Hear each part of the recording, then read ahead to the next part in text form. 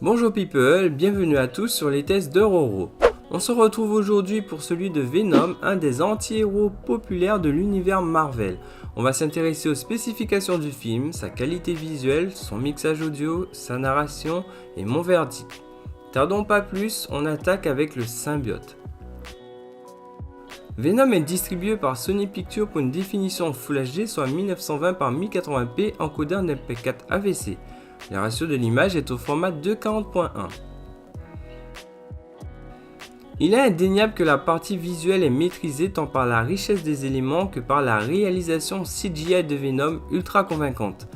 Je n'aurais pas mieux imaginé le rendu de la symbiote à l'écran. C'est visqueux, texturé et super précis. Les scènes nocturnes étant nombreuses permettent de mettre en valeur des images avec des niveaux de noir nuancés et profonds. Les visuels sont bien contrastés et on ne perd pas en intensité. Nous n'avons pas droit à la piste Dolby Atmos présente sur l'édition Ultra HD, mais celle-ci assure pleinement le spectacle. De belles montées sonores, une activité surround assez engagée et un canal LFE permissif avec de beaux appuis, notamment sur une explosion en intro de film et durant la course-poursuite. Mon petit coup de cœur, néanmoins, se trouve au niveau des voix. Celle de Venom en VO est simplement incroyable. Les ingénieurs ont fait un boulot remarquable pour obtenir ce type de rendu. You come in here again. In fact, you go anywhere in the city preying on innocent people and we will find you and eat both your arms and then both of your legs and then we will eat your face right off your head. Do you understand?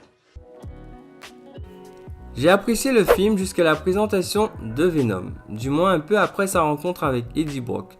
Après, j'ai été complètement déçu. On se retrouve avec le syndrome du film qui ne s'assume pas ou qui veut s'accommoder au grand public et ça m'a complètement sorti de l'intrigue. Venom n'est clairement pas l'anti-héros qu'on nous a vendu, comme le suggère la com et les bandes annonces autour du film. Je ne m'étendrai pas plus là-dessus tant il y aurait de choses négatives à dire. Au final, Venom s'en sort très bien sur les parties audiovisuelles, mais est très décevant selon moi sur ce qu'il a à nous offrir en termes d'ambiance et de parti pris. La mention recommandée est de mise, mais c'est surtout sa plastique qui le sauve du naufrage.